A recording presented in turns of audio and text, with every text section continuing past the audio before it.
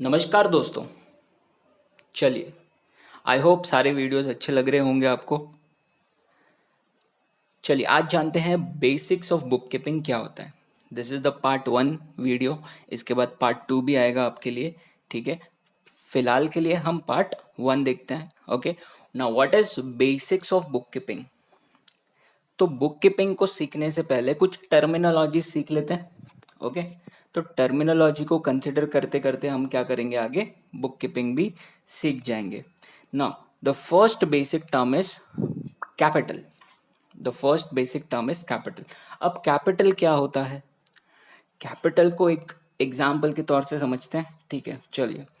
तो कैपिटल का मतलब होता है, देखिए मान लीजिए ये आप हो और आपके पास पैसा है, आपके पास ढेर सारा पैसा है, आपको लॉटरी लग गया, आपके पास पैसा जमा हो गया। ठीक है, अब आपके पास दो ऑप्शन है, या तो आप इसको इन्वेस्ट करोगे या एक नया बिजनेस स्टार्ट करोगे। ओके, तो छोड़िए फर्स्ट ऑप्शन को और कंसिडर करते हैं कि आपने क्या कर दिया, एक बिजनेस स्टार्ट कर दिया और ये जितना भी पैसा है वो बिजनेस में इन्वेस्ट कर दिया। अब फिर से क्वेश्चन मार्क, अब बिजनेस किसका करें। तो बिजनेस क्या है, बिजनेस जो है वो हमारा इलेक्ट्रॉनिक्स का बिजनेस स्टार्ट हो गया। अब क्योंकि ये बहुत ही पॉपुलर मार्केट है आजकल, तो टेक्नोलॉजीज में changes, LCD LED cameras, GoPros, mobile phones, laptops, तो there is a huge market. Okay, तो आपने क्या करा, एक इलेक्ट्रॉनिक्स का बिजनेस स्टार्ट कर दिया और पैसा वहां पे इन्वेस्ट कर दिया। तो जैसे ही आपने पैसा इन्वेस्ट किया उस बिजनेस में, तो आप क्या बन गए, प्रोपराइटर। सर अब ये प्रोपराइटर का मतलब क्या हुआ। अब प्रोपराइटर का मतलब होता है बिजनेसमैन, जो बिजनेस को चलाता है। तो सर हमें बिजनेसमैन के पॉइंट ऑफ व्यू से बुक कीपिंग सीखनी है कि बिजनेस के पॉइंट ऑफ व्यू से बुक कीपिंग सीखनी है। द आंसर इज आपको हमेशा बिजनेस के पॉइंट ऑफ व्यू से बुक कीपिंग को सीखना है। ऑलवेज, हमेशा याद रखना, जब भी आप बुक कीपिंग सीखोगे, लिखोगे, रेफर करोगे, बनाओगे, मेंटेन करोगे, you have to take a point view from business. आपका पॉइंट व्यू क्या होना चाहिए, बिजनेस का पॉइंट ऑफ व्यू होना चाहिए। करेक्ट। तो चलिए देखते हैं कैपिटल का मतलब क्या होता है। जो भी आपने पैसा इन्वेस्ट किया दैट इज कैपिटल। तो चलिए आपके नोट्स के लिए मुझे तो नोट्स के लिए आपको क्या देना पड़ेगा, ऑब्वियसली सेंटेंसेस मीनिंग्स देने पड़ेंगे आपको। चलिए, तो कैपिटल का मतलब क्या हो गया, amount invested by proprietor into business is called as capital and it is a liability for business. अब लाइबिलिटी क्या होती है, लाइबिलिटी का मतलब होता है रिस्पॉन्सिबिलिटीज। ओके, ये कुछ समय बाद आपको पता चलेगा, जैसे हम ये पार्ट 1 में आगे जाते रहेंगे आपको लाइबिलिटी का मतलब भी समझ में आ जाएगा। ठीक है, फिलहाल लाइबिलिटी का मतलब आप क्या कंसिडर करोगे, इट इज अ रिस्पॉन्सिबिलिटी। अब रिस्पॉन्सिबिलिटी क्यों हुआ, क्योंकि जब भी बिजनेस बंद होना चाहता होगा तो ये जो पैसा प्रोपराइटर ने इन्वेस्ट किया है वो बिजनेस को क्या करना पड़ेगा, लौटाना पड़ेगा फिर से उस प्रोपराइटर को। Correct, so it is a liability for business. It is a liability for business as this amount is payable by business in future date. Future date मतलब जब बिजनेस बंद हो जाएगा। करेक्ट, जब बिजनेस बंद हो जाएगा at the time of closure of business, तो business has to pay that amount which is invested by proprietor. Correct, हालांकि ऐसा हम सोचते नहीं है, बट अगर ऐसा पॉसिबिलिटी हुआ कि बिजनेस को बंद करने का टाइम आ गया हो, ओके, तो ऐसा चीज अगर कंसिडरेशन में हो गया तो हमें क्या करना पड़ेगा, बिजनेस को बंद करना पड़ेगा और जो भी बिजनेस ने पैसा लिया है प्रोपराइटर से वो प्रोपराइटर को फिर से लौटाना पड़ेगा। ठीक है, तो कैपिटल का मतलब क्लियर हो गया। सिंपल सा लॉजिक लगाना, जो भी अमाउंट इन्वेस्टेड है बिजनेस में वो हमारे लिए क्या बन गया, कैपिटल। ठीक है, चलिए तो ध्यान में रहे हम किसके पॉइंट ऑफ व्यू से जा रहे हैं, बिजनेस के पॉइंट ऑफ व्यू से जा रहे हैं। ओके, चलिए अब सेकंड एस्पेक्ट या सेकंड टर्म जो है वो गुड्स है। नाउ आपका बिजनेस तो स्टार्ट हो गया इलेक्ट्रॉनिक्स का, अब बिजनेस के पास पैसे भी आ गए। अब इलेक्ट्रॉनिक्स के शोरूम में इलेक्ट्रॉनिक डिवाइस तो जरूरत है ना बेचने के लिए। करेक्ट, तो आप क्या करोगे, बहुत सारी बड़ी बड़ी कंपनीज के इलेक्ट्रॉनिक्स डिवाइसेस अपने शोरूम में लाना चाहोगे, ऑब्वियसली बात है। करेक्ट, तो आप क्या करोगे, उन सारे मैन्युफैक्चरर्स के पास जाओगे और सारे इलेक्ट्रॉनिक डिवाइसेस खरीद लोगे। ओके, पैसा पे कर दोगे और इलेक्ट्रॉनिक डिवाइसेस खरीद लोगे और आपके शोरूम में वो डिस्प्ले हो जाएगा। करेक्ट। सो द गुड्स का मतलब क्या होता है, जो भी आपने वो इलेक्ट्रॉनिक्स डिवाइसेस खरीदे हैं वो आपके बिजनेस के लिए क्या बन जाएंगे, गुड्स। चलिए देखते हैं। गुड्स मीन्स एनीथिंग परचेज और मैन्युफैक्चर्ड फॉर रीसेल। हमने कुछ खरीदा बेचने के लिए, दैट इज गुड्स। जाहिर सी बात है, हमने इलेक्ट्रॉनिक्स मैन्युफैक्चर तो नहीं करी, बट हमने मैन्युफैक्चरर से गुड्स खरीदे थे, इलेक्ट्रॉनिक्स डिवाइसेस खरीदे थे। अच्छा, क्यों खरीदे थे? ऑब्वियसली बेचने के लिए। तो ये हमारे लिए गुड्स बन जाएंगे। So goods are commodities in which business deals. जिन कॉमोडिटीज में बिजनेस क्या करती है, डील करती है, दैट इज गुड्स। ओके, चलिए थर्ड बेसिक टर्म क्या है, एसेट्स। अब ठीक है, गुड्स खरीद लिए, शोरूम में डिस्प्ले भी हो गया, बट जब कस्टमर आएंगे तो उनको गर्मी होती है, तो आपको क्या लगाना पड़ेगा, एसी लगाना पड़ेगा। अच्छा, कस्टमर आएंगे तो बिल हाथ से ना बनाते, हम कंप्यूटर से बनाते तो ज़्यादा अच्छा रहता, तो आपको एक कंप्यूटर भी चाहिए।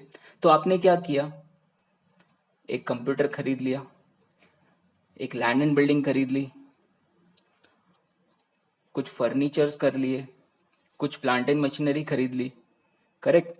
तो ये सब क्या होते हैं, बिजनेस के एसेट्स होते हैं। ये सब क्या होते हैं, बिजनेस के एसेट्स होते हैं। नाउ कंसिडरिंग, चलो एसेट्स का मतलब इट मींस एनी प्रॉपर्टी और physical thing which is owned by business, जो बिजनेस ने ओन्ड करा है। मतलब कंप्यूटर बिजनेस ने खरीदा है, लैंड बिल्डिंग बिजनेस ने खरीदा है, फर्नीचर बिजनेस ने खरीदा है, जिसका मॉनेटरी वैल्यू है। सो एसेट्स जो होते हैं वो क्या होते हैं, राइट्स ऑफ द बिजनेस होते हैं। क्या होते हैं, बिजनेस के राइट्स। और ये एसेट्स कितने टाइप्स के होते हैं, 3 टाइप्स के। वो कौन से 3 टाइप्स के होते हैं, वो नेक्स्ट स्लाइड में हम लोग कंसिडर करने वाले हैं। फिलहाल एसेट्स का मतलब समझ में आ गया। Assets are the rights of business. इसका मतलब जिन चीजों पे बिजनेस का क्या होगा, हक होगा। जिन चीजों पे बिजनेस का हक होगा वो सारे बिजनेस के लिए क्या हो जाएंगे, एसेट्स हो जाएंगे। ओके, ठीक है। चलो, तो इलेक्ट्रॉनिक डिवाइसेस भी हमारे शोरूम में आ गई। हमारे शोरूम में हमने एसी भी लगवा ली, हमारे शोरूम में हमने कंप्यूटर भी रख दिया बिलिंग्स के लिए, कुछ फर्नीचर्स भी लगा दिए, that will be a good thing. चलो, लैंड एंड बिल्डिंग भी है हमारे पास, जिस लैंड पे ये शोरूम खड़ा है ये भी हमने ओन्ड कर लिया। तो ये सारी चीजें हमारे बिजनेस के लिए क्या बन जाएंगी, एसेट्स बन जाएंगी। ओके, चलिए नेक्स्ट, अब जानते हैं एसेट्स कितने टाइप्स के, 3 टाइप्स के। चलिए, तो एसेट जो है वो 3 टाइप्स के हैं। अब कौन से? Number 1 fixed assets, number 2 current assets, and number 3 fictitious assets. जी हाँ, फिक्टिशियस एसेट्स। ठीक है, चलिए अब एक एक करके इन तीनों का मतलब समझते हैं। Now what is fixed assets? Fixed assets नाम से ही पता चलता है जो बिजनेस में फिक्स्ड होने वाले हैं। करेक्ट। तो इसको समझने के लिए एक एक सेंटेंस में अगर मैं इसको डिफाइन करूं तो fixed assets are those assets which gives me a long term benefit. Fixed assets वो होंगे जो मुझे लॉन्ग टर्म बेनिफिट देंगे। मतलब अगर मेरे शोरूम में एसी मैंने लगवा लिया, that gives me long term benefit. मैंने फर्नीचर लगवा लिया, that gives me long term benefit. मेरा land and building gives me long term benefit. अगर मैंने उनके लिए पैसा खर्चा किया है तो वो पैसा खर्च करने का मेरे को बेनिफिट लॉन्गर पीरियड के लिए रहेगा। Those are fixed assets, those are fixed assets which gives me long term benefit. तो ऐसे कौन से एसेट्स होते हैं जो लॉन्ग टर्म बेनिफिट देंगे मुझे? ओके, वो एग्जाम्पल देखेंगे। फिलहाल फिक्स्ड एसेट जो होते हैं वो 2 टाइप्स के होते हैं। Number 1 tangible. अब टैंजिबल एसेट्स का मतलब क्या होता है, जिनको हम देख सकते हैं, जिनको हम टच कर सकते हैं, जिसको हम फील कर सकते हैं, जैसे land and building, furniture, AC, computers. तो ये सब टैंजिबल फिक्स्ड एसेट्स हैं।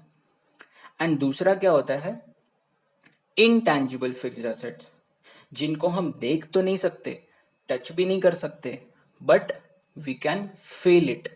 ओके सर, ये फील करने वाले एसेट्स क्या होते हैं? जैसे गुडविल, आज देखो बड़ी बड़ी कंपनीज का गुडविल कितना अच्छा है सर। गुडविल का मतलब होता है reputation of business, brand image of business. Correct. आप कभी भी कोई भी शोरूम में जाओगे तो आप प्रेफर क्या करोगे, एक ब्रांडेड चीज खरीदना प्रेफर करोगे, because you have a trust.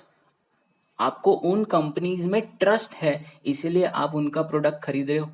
Correct. तो वो प्रोडक्ट के प्रति जो ट्रस्ट है, that is goodwill of the business. तो ये कहीं दिखता नहीं हमें बिजनेस में, बट हमें फील होता है। So those assets are intangible fixed assets. ठीक है, चलिए एग्जांपल देखते हैं इनके। पहला है land and building, furniture, computers, plant and machinery, goodwill, जैसे कि मैंने अभी बताया रेप्यूटेशन ऑफ बिजनेस, कॉपीराइट्स, ये भी एक इंटैंजिबल फिक्स्ड एसेट्स होते हैं। करेक्ट। मान लो कि आपने कोई प्रोडक्ट इन्वेंट किया है, तो उसको यूज करने का राइट्स आपके पास ही होगा। दैट मीन्स आप इसके राइट्स किसी को कॉपी करने के लिए दे सकते हो, बट उसको पहले परमिशन लेना पड़ेगा आपसे। Those are copyrights. Trademark, symbol of business. Correct. So these are the intangible and tangible fixed assets. I hope fixed assets का पॉइंट क्लियर हो चुका है। फिक्स्ड एसेट्स क्या होते हैं, जो मुझे लॉन्ग टर्म बेनिफिट देंगे फ्यूचर में। करेक्ट। चलिए बात करते हैं हम लोग करंट एसेट्स की। नाउ करंट एसेट्स का मतलब क्या होता है सर? फिक्स्ड एसेट्स का मतलब होता है gives me long term benefit. तो करंट एसेट जो होंगे वो शॉर्ट टर्म बेनिफिट देने चाहिए। नहीं नहीं, ऐसा नहीं होता। देखो करंट एसेट्स क्या होते हैं, which are easily converted into cash. ऐसे असेट्स जो कैश में कन्वर्ट हो जाए इजीली, वो क्या होंगे, करंट असेट्स होंगे। चलिए देखते हैं एग्जांपल, जैसे cash in hand.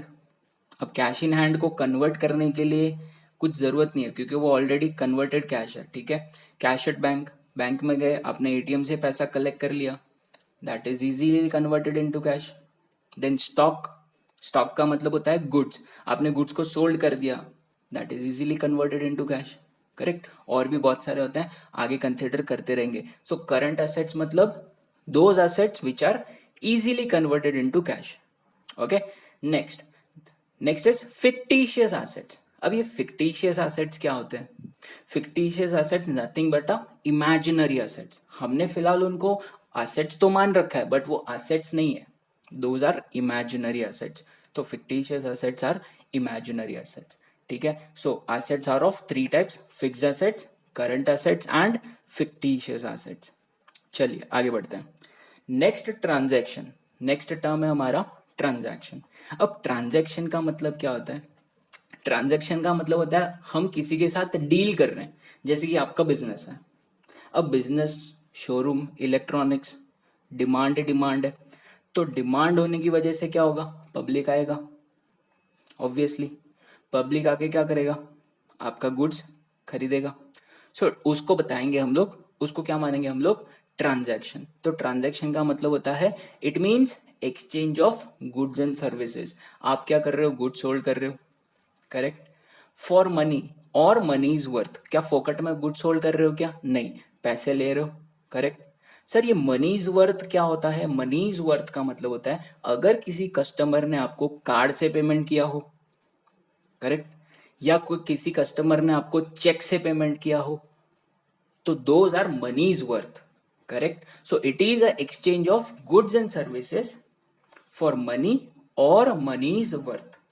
So transaction कितने टाइप के होते हैं? Transactions are of two types. Monetary transaction भी हो सकता है एंड नॉन मॉनेटरी ट्रांजैक्शंस भी हो सकते हैं। तो ट्रांजैक्शन कितने टाइप के हो गए? दो, मॉनेटरी एंड नॉन मॉनेटरी। चलिए तो थोड़ा इसको थोड़ा डिटेल में देखते हैं कि कैश ट्रांजैक्शंस क्या होते हैं। सर कैश ट्रांजैक्शंस क्या होते हैं? मान लीजिए आपका बिजनेस है और बिजनेस में कस्टमर आए, आपके इलेक्ट्रॉनिक्स के शोरूम में कस्टमर आए, आपने इलेक्ट्रॉनिक डिवाइसेस उनको सोल्ड किए और उन कस्टमर्स ने आपको क्या कर दिया, पेमेंट कर दिया। तो इस ट्रांजैक्शन में कैश इन्वॉल्व है? यस सर, कैश तो इन्वॉल्व है। तो ये बन जाएगा कैश ट्रांजैक्शन। तो जैसे ही ये कैश ट्रांजैक्शन बनेगा, आप क्या बन जाओगे, सेलर ऑफ द गुड्स, और वो जो जिन्होंने गुड्स खरीदे हैं वो बन जाएंगे बायर ऑफ द गुड्स। तो कैश ट्रांजैक्शन में हमेशा याद रखना किन दो लोगों का रिलेशन होगा, seller and buyers.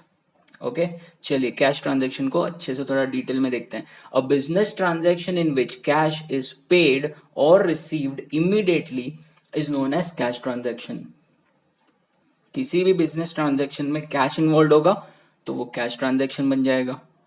There will be buyer and seller relationship in the business. जब भी आप कैश ट्रांजैक्शन की बात करो तो वहां पे किन दो लोगों का रिलेशनशिप देखा जाएगा, सेलर एंड बायर का। ठीक है, चलिए ये तो था कैश ट्रांजैक्शन। अब बात करते हैं हम क्रेडिट ट्रांजैक्शन की। मान लीजिए आपके बिजनेस में कुछ लोग आते हैं और आपसे माल खरीद के चले जाते हैं। ओके, ये इलेक्ट्रॉनिक डिवाइसेस वो लोग ने खरीद लिए, बट वो लोग ने आपको पैसे आज नहीं पे करे। उन्होंने बोला कि हम पैसे एक हफ्ते बाद देंगे। तो ये तो उधारी का ट्रांजैक्शन हो गया सर। यस, तो उधारी के ट्रांजैक्शन को ही तो क्रेडिट ट्रांजैक्शन कहते हैं। यस, तो जब भी उधारी का ट्रांजैक्शन आएगा तो आप क्या बन जाओगे, क्रेडिटर ऑफ द गुड्स, मतलब सप्लायर ऑफ द गुड्स। और वो जो सामने वाले जो बायर ऑफ द गुड्स हैं वो क्या बन जाएंगे, debtors, debtors of the goods. Correct. तो जब भी क्रेडिट ट्रांजैक्शन की बात आएगी तो किन दो लोगों का ट्रांजैक्शन होगा, किन दो लोगों का रिलेशनशिप देखा जाएगा, क्रेडिटर्स एंड डेटर्स। सो चलिए क्रेडिट ट्रांजैक्शन को थोड़ा डिटेल में पढ़ते हैं। So a business transaction in which cash is not paid और रिसीव्ड इमीडिएटली। देखिए यहां पे कैश जो है वो इमीडिएटली पेड और रिसीव्ड नहीं हुआ है, बट पेड और received on later date is known as credit transaction. There will be debtor and creditor relationship in the business. ऐसे ट्रांजैक्शन में डेटर और क्रेडिटर का रिलेशनशिप देखा जाता है। ठीक है, तो कैश ट्रांजैक्शन में किसका रिलेशनशिप देखा गया था, बायर एंड सेलर का। और क्रेडिट ट्रांजैक्शन में किन दो लोगों का रिलेशनशिप देखा जा रहा है, क्रेडिटर्स एंड डेटर्स का। ठीक है, चलिए आगे बढ़ते हैं। So next term is debtors. अभी देखा है हमने डेटर्स। ओके, चलिए तो थोड़ा इसको थोड़ा डिटेल में देखते हैं डेटर्स क्या होते हैं।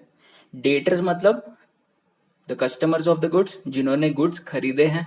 ओके, सो इनको बोला जाएगा अ person who has purchase goods on credit.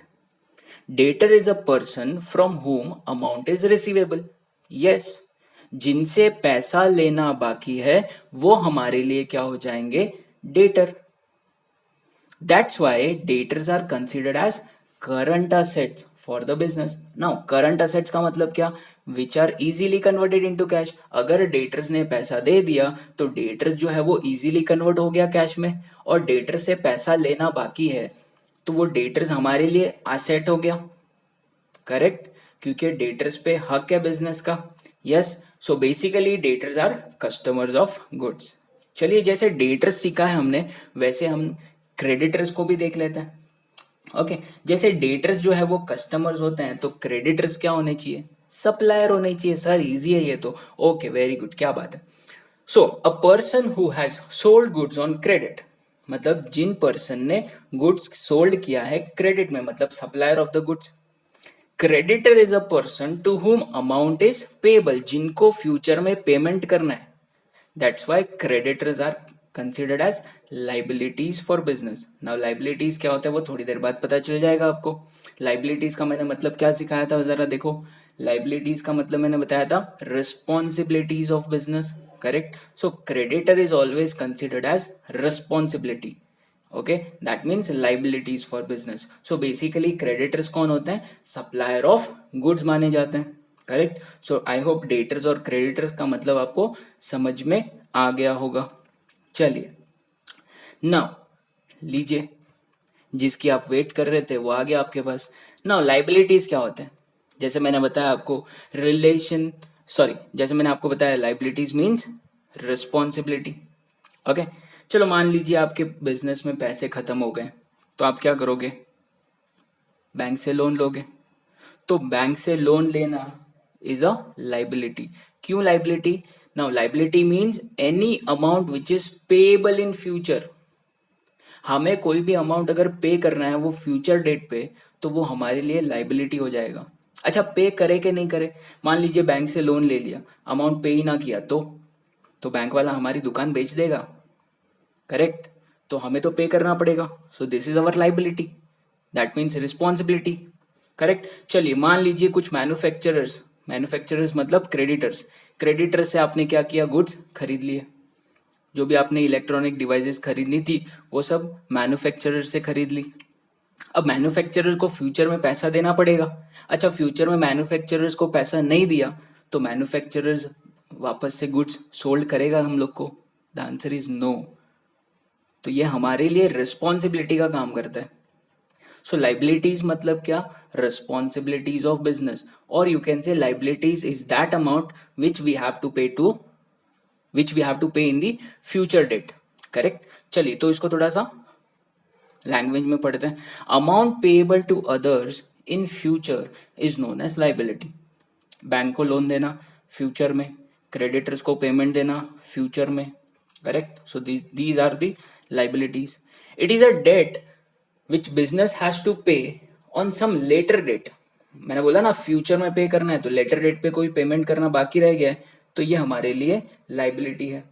For example bank loan, creditors, कुछ बिल्स होंगे जिनका पेमेंट करना बाकी है, दैट इज बिल्स पेएबल, और etcetera. Basically liability is a responsibility of business. I hope ये आपको क्लियर हो गया होगा लाइबिलिटीज क्या होता है। करेक्ट। सो लाइबिलिटीज का मतलब होता है रिस्पॉन्सिबिलिटीज ऑफ बिजनेस। और एग्जाम्पल क्या दिए मैंने? Bank loan, creditors, bills payable, etcetera. Okay. चलिए तो हम आगे बढ़ते हैं एक्सपेंसेस की तरफ। चलो एक आसान वर्ड में अगर मैं बताऊं एक्सपेंसेस क्या होता है, तो एक्सपेंस का मतलब होता है खर्चा।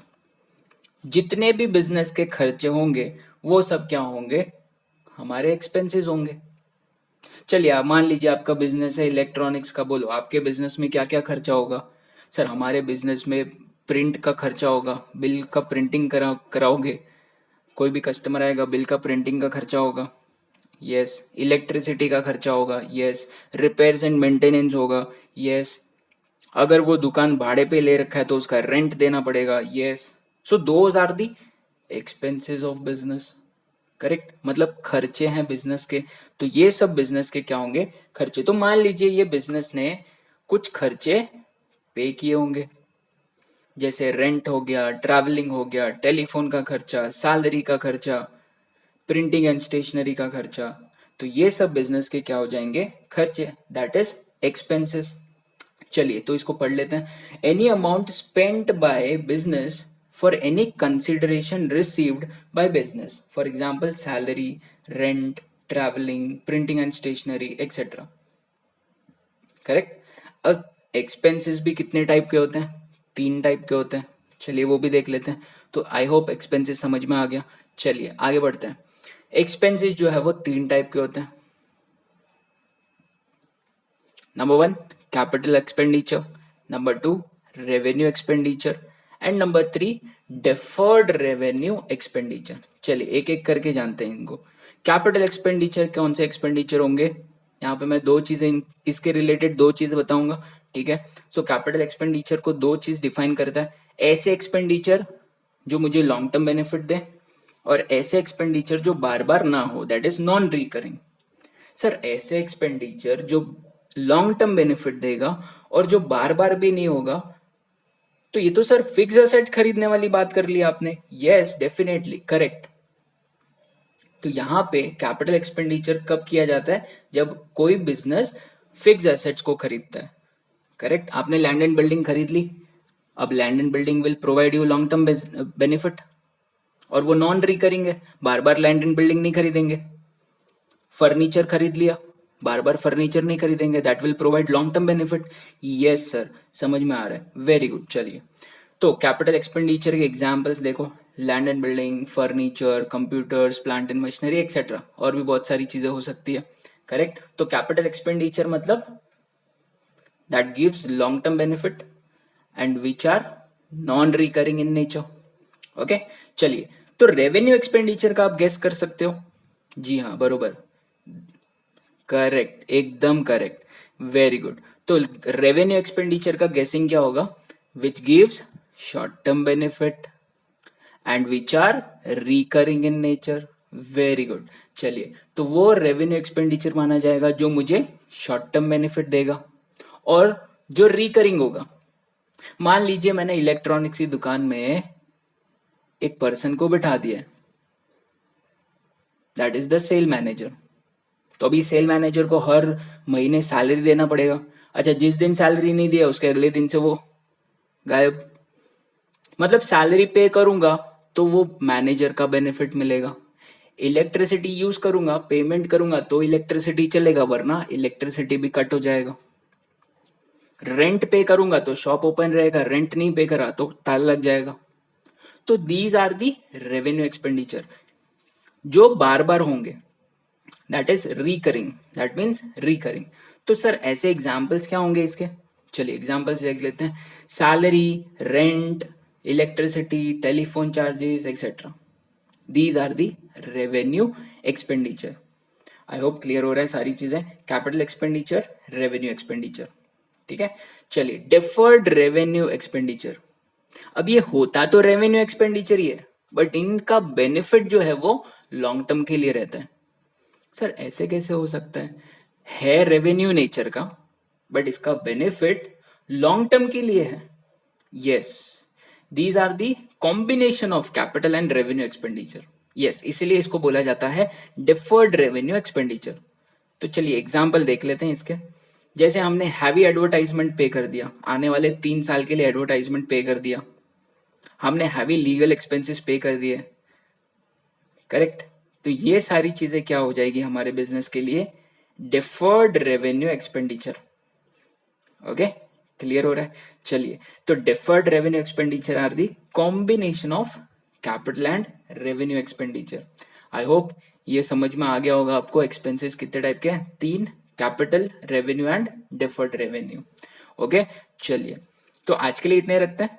पार्ट 1 कंटिन्यू करेंगे नेक्स्ट पार्ट 2 में, ठीक है। चलिए, थैंक यू एवरीवन। और हाँ, लाइक करो, शेयर करो और सब्सक्राइब तो कर ही लो भाई। चलिए बढ़िया, मिलते हैं पार्ट 2 में। Bye bye everyone.